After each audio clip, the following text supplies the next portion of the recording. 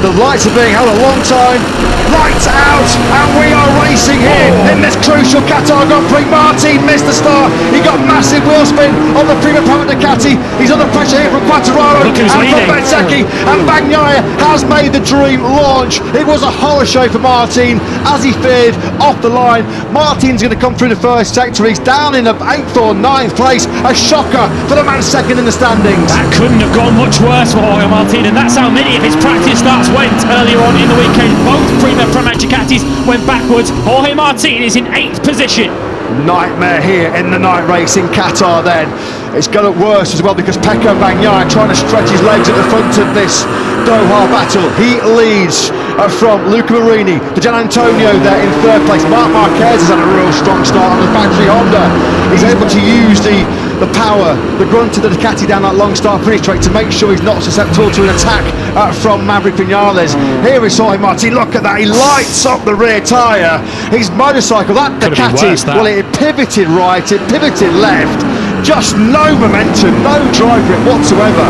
Oh, listen to that as he just got massive wheel spin, trying to throw 300 horsepower through that Michelin rear tyre, and they know it could not have got off to a worse start, as Martin already in early recovery mode here. Oh, here's a rematch of yesterday as Binder barges past Marc Marquez once again. They made contact in the sprint yesterday. Binder has got a good start away. He started from 10th on the grid. He's now up into 5th place. At the moment, Martin is stuck in that 8th place. Can't find a way through on his Prima Pramac Racing teammate Johan Zarco, who's there in 7th.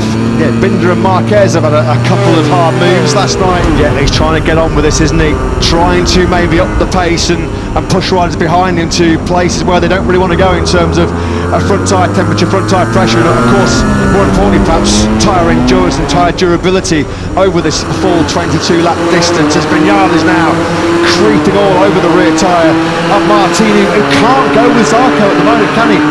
Zarco through the first sector is nearly 7 tenths ahead of Martin, who's right. That was Zarco. That was Zarco. Now that is a big bonus. That is a big plus for Martin. That's one position gain. Didn't even have to fight for it. He could have done with Johan Zarco slotting in ahead of Maverick Vinales there to at least protect him from that Aprilia. So Martin now up into 7th place, so he'll gain an extra point and move a point closer to Bagnaia, which now 23 points. Bagnaia, though, through that first sector, he did lose 2 tenths of that advantage, as I suspected, with the slipstream down the main straight. So Marini is keeping in sight at the moment. Martin 2 seconds off the race lead already.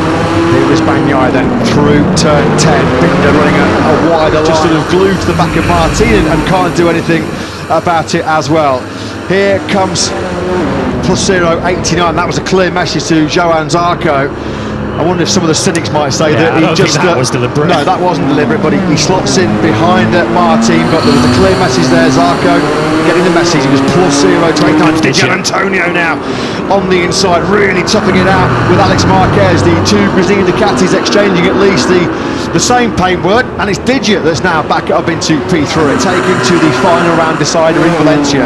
Just 37 points left to fight for after tonight's Qatar Grand Prix, as Martin trying to limit the damage here, surely with the top speed horsepower advantage that the Ducati, as Marc Marquez said last night, in this very situation, down the 6-gear start finish straight, he was a sitting duck, and here he goes again. Nothing that Marquez can do about that.